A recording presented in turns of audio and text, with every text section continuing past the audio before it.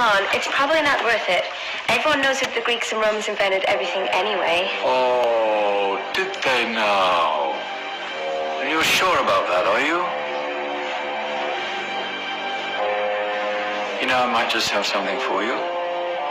You seem to be up for the task. I suppose I could. Follow me. I've got just the book for you.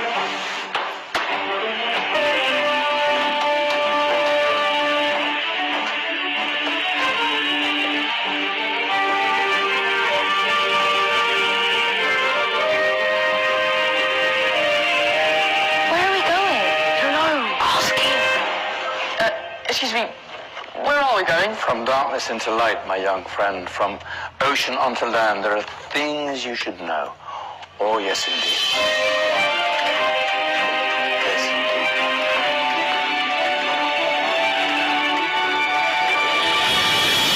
Now, I know I left it around here somewhere.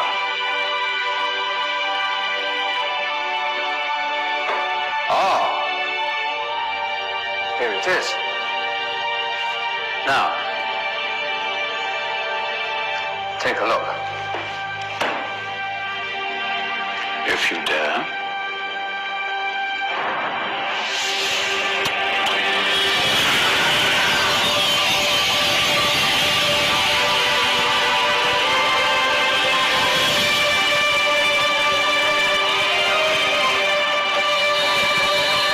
What's going on? Welcome to the Dark Ages, or as it should be known, the Golden Ages. Who are you?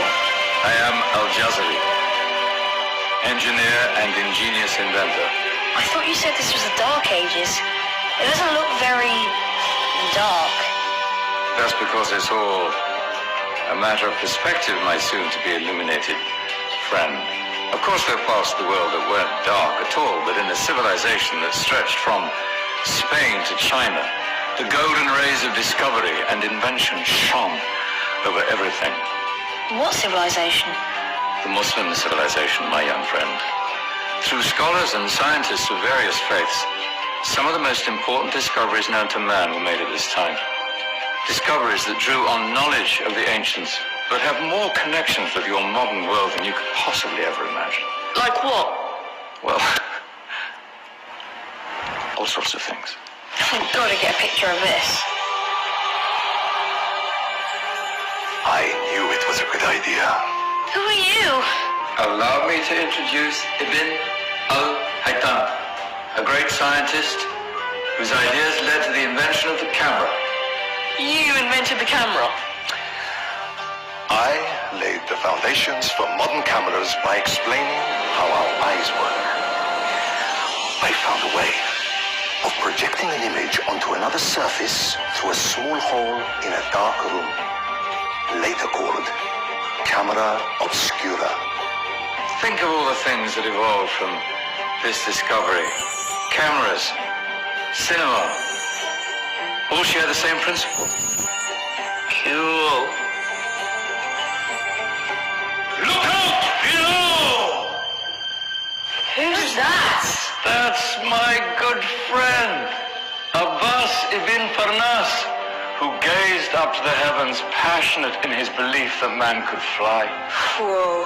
Indeed, he dared to dream about flying 1,000 years before the Wright brothers.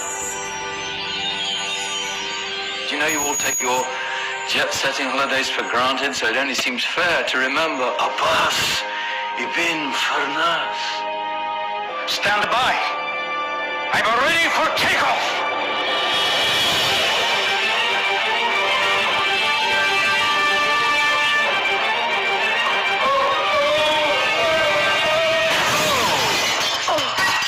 You did forget one thing, though. The tail, useful for landing.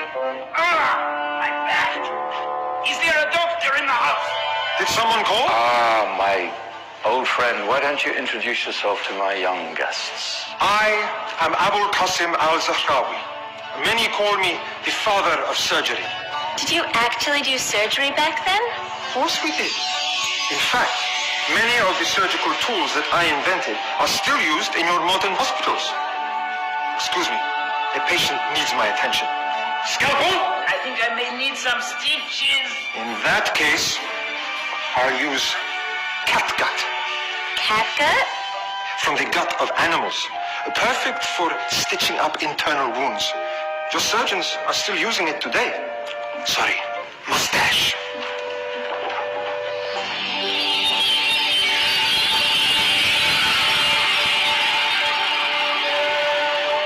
Who's she? That's Maryam al-Astrolabi, one of the many brilliant women of her time. She made sophisticated astrolabes. What? Astrolabes. They show the sky and the stars on a small flat plate you can hold in your hand. Think of them as ancient calculating or timekeeping devices. Today you have your watch, your compass, satellite navigation, helping people and explorers travel the world. Science at its brilliant best. And all these things were developed during the Golden Ages. Yeah, that's just the tip of the iceberg. There were thousands of other inventions covering all areas of life, and in the years that followed, their influence spread across the whole of medieval Europe. So you see, it wasn't so dark after all. What about you? Me? What did you invent? Well, I don't want to be big-headed, but I made some groundbreaking advances in engineering. I suppose my most significant discovery converted rotary motion into linear motion using a crank and connecting rod. It's essential in pumps and engines. In fact, I've no idea how the Industrial Revolution could have happened hundreds of years later without such a device. Not that I ever get the credit I deserve. But my crowning glory was my amazing time-telling machine. My legendary clock.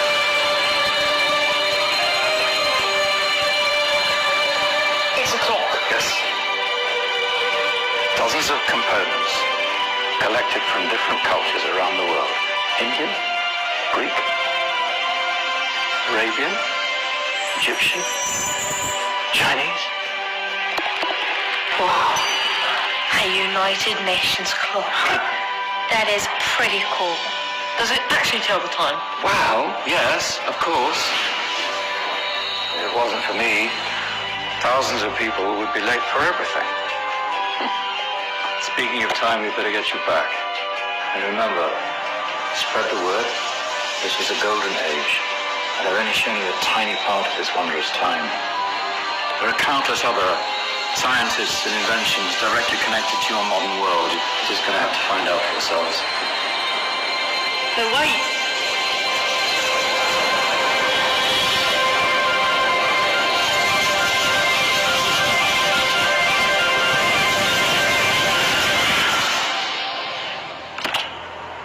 Whoa. Did you? Yeah. That wasn't quite so boring. Come on, we're gonna be late.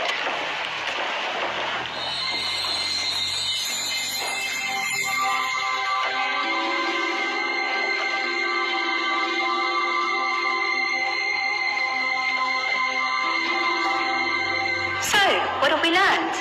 The Romans, the Greeks, the Renaissance, and the Industrial Revolution all have great relevance to us today. Where's Tony's group? Just there. Ah, our intrepid Dark Ages group. You probably had a much harder time finding any connections with the modern world. Actually, miss, that's not strictly true.